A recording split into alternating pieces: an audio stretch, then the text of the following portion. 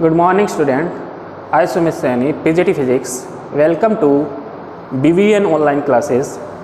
आज हम class 12th में एब्सोल्यूट रिफ्रैक्टिव इंडेक्स को आगे कंटिन्यू करेंगे। एब्सोल्यूट रिफ्रैक्टिव इंडेक्स के बारे में अपन ने प्रीवियस क्लास में पढ़ा था, इसकी डेफिनेशन पढ़ी थी। इस डेफिनेशन को मैं दोबारा रिपीट कर रहा हूँ। The refractive index of a medium is defined as the speed of light in vacuum to the speed of light in the medium. मतलब जो म्यू है रिफ्रैक्टिव इंडेक्स वो क्या होता है, c अपॉन वी। c यहाँ पे क्या है, लाइट की स्पीड किसके अंदर, वैक्यूम के अंदर, और v क्या है यहाँ पे, लाइट की स्पीड मीडियम के अंदर, जिसका अपने को रिफ्रैक्टिव इंडेक्स कैलकुलेट करना है। ठीक है, तो आपको पता है लाइट की स्पीड सबसे ज़्यादा किस मीडियम में होती है, वैक्यूम के अंदर। तो c हमेशा v से बड़ा आएगा, और इक्वल भी आ सकता है। इक्वल कब आ सकता है, जब यहाँ पे मैं मीडियम वैक्यूम ले लूँ तो मैं वैक्यूम में जो स्पीड है वो किसके इक्वल होती है, c के इक्वल ही तो होती है, तो इक्वल भी आ सकता है। तो c हमेशा ग्रेटर देन इक्वल होता है किसके, v के। अगर c v से बड़ा होगा तो जो रिफ्रैक्टिव इंडेक्स है वो 1 से बड़ा आएगा, और इक्वल होगा तो 1 के इक्वल आएगा। ठीक है, तो रिफ्रैक्टिव इंडेक्स हमेशा 1 से बड़ा और 1 के इक्वल आता है, कभी भी 1 से छोटा नहीं आता। ठीक है, तो रिफ्रैक्टिव इंडेक्स 1 के इक्वल कब आता है, जब अपन मीडियम कौन सा लें, एयर और वैक्यूम। अगर मीडियम एयर और वैक्यूम लेंगे तो इस फॉर्मूले में इस v की जगह कितना आ जाएगा, c क्या है यहाँ पे, वैक्यूम में स्पीड है, तो c से c कैंसिल होकर कितना आ जाएगा, 1 के इक्वल। तो अपना जो रिफ्रैक्टिव इंडेक्स है एयर का या वैक्यूम का वो कितना होता है, 1।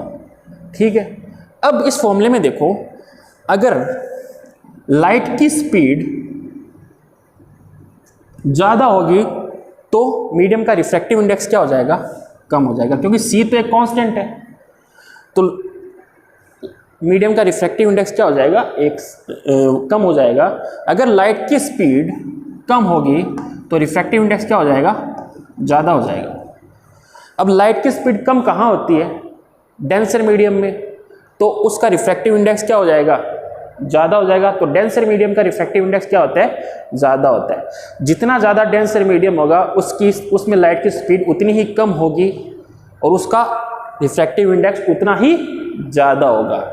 मतलब ज़्यादा डेंसर मीडियम ज़्यादा रिफ्रैक्टिव इंडेक्स। ठीक है, कम डेंसर मीडियम कम रिफ्रैक्टिव इंडेक्स। ठीक है, तो रेयर मीडियम का रिफ्रैक्टिव इंडेक्स कम होता है क्योंकि उसमें लाइट की स्पीड ज़्यादा होती है। लाइट की स्पीड ज़्यादा होगी तो रिफ्रैक्टिव इंडेक्स क्या हो जाएगा, कम हो जाएगा। यहाँ पे देखो मैंने 3 मीडियम लिए हैं, वाटर, ग्लास, डायमंड। ठीक है, तीनों में से सबसे ज़्यादा डेंसर मीडियम कौन सा है, डायमंड। तो डायमंड का रिफ्रैक्टिव इंडेक्स सबसे ज़्यादा आएगा। उसके बाद में इन दोनों में से कौन सा है, ग्लास का रिफ्रैक्टिव इंडेक्स उससे ज़्यादा आएगा वाटर से, और लास्ट में क्या आएगा, वाटर। ठीक है, अब आगे अपन पढ़ते हैं। मैंने रिफ्रैक्शन में आपको डायग्राम से आपको रिफ्रैक्शन बताया था, उसके अंदर मैंने यहाँ पे मीडियम के नाम लिखे थे, डेंसर मीडियम, रेयर मीडियम। तो आपको पता है डेंसर से रेयर में जाती है तो नॉर्मल से दूर हटती है लाइट, और रेयर से डेंसर में जाती है तो नॉर्मल की तरफ आती है। अब मैं यहाँ पे कोई डेंसर नहीं लिख रहा, कोई रेयर नहीं लिख रहा, यहाँ पे सिर्फ रिफ्रैक्टिव इंडेक्स लिख रहा हूँ। तो यहाँ पे ये मीडियम है, इसका रिफ्रैक्टिव इंडेक्स μ1 है। यहाँ पे ये सेकेंड मीडियम है, इसका रिफ्रैक्टिव इंडेक्स μ2 है। ठीक है, नीचे मैंने लिखा है μ2 ग्रेटर देन μ1।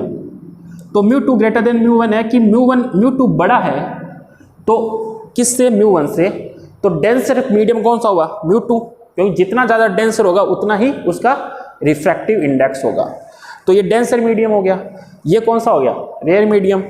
तो लाइट रेयर से डेंसर में जाती है तो लाइट नॉर्मल की तरफ बेंड होती है। ठीक है, इसमें देखो ये मीडियम μ1 है, ये मीडियम का रिफ्रैक्टिव इंडेक्स μ1 है, इस मीडियम का रिफ्रैक्टिव इंडेक्स μ2 है, यहाँ पे μ1 ग्रेटर देन μ2 है।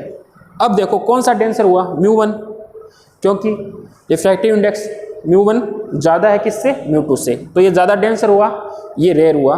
तो लाइट डेंसर टू रेयर में जा रही है तो ये नॉर्मल से दूर हटेगी, लाइट नॉर्मल से दूर हटती है, जब किसमें, लाइट डेंसर टू रेयर में जाती है।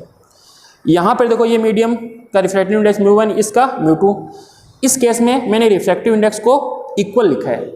जब रिफ्रैक्टिव इंडेक्स इक्वल होते हैं तो पूरा मीडियम, ये पूरा μ1 और μ2 एक होमोजीनियस मीडियम हो गया, और होमोजीनियस मीडियम में लाइट बिना डेविएट होके सीधी चली जाती है, डेविएट ही नहीं होती। ठीक है, तो ये रिफ्रैक्टिव इंडेक्स को मैंने डायग्राम से बताया है।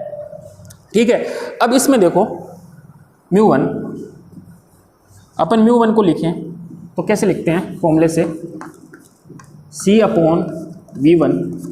V1 क्या है, इस मीडियम में लाइट की स्पीड। μ2 को कैसे लिखते हैं, C/V2। V2 क्या है, इस मीडियम में लाइट की स्पीड। ठीक है, अब दोनों को कंपेयर करें अपन,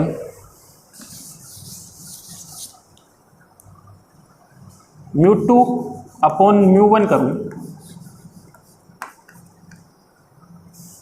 तो μ2 की वैल्यू कितनी है, C/V। V2 μ1 की वैल्यू कितनी है, C/V1।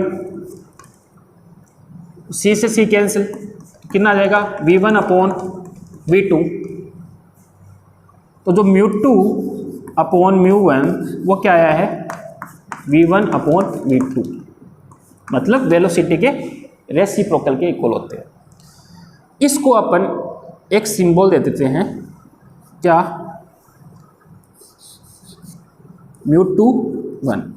इसको अपन पढ़ेंगे कैसे कि refractive index of medium second with respect to refractive index of medium first, कि लाइट जिस मीडियम में एंटर करती है उसका रिफ्रैक्टिव इंडेक्स तो ऊपर आएगा, और जिस मीडियम से वो आती है उसका रिफ्रैक्टिव इंडेक्स नीचे आएगा। और इसको अपन कैसे पढ़ेंगे कि refractive index of medium second with respect to refractive index of medium first, जो क्या होता है, μ2/μ1 इक्वल्स टू V1/V2। ठीक है, इसको अपन बोलते हैं रिलेटिव रिफ्रैक्टिव इंडेक्स, क्योंकि यहाँ पे अपन ने दो रिफ्रैक्टिव इंडेक्स को रिलेट किया है, तो इसको बोलते हैं रिलेटिव रिफ्लेक्टिव इंडेक्स।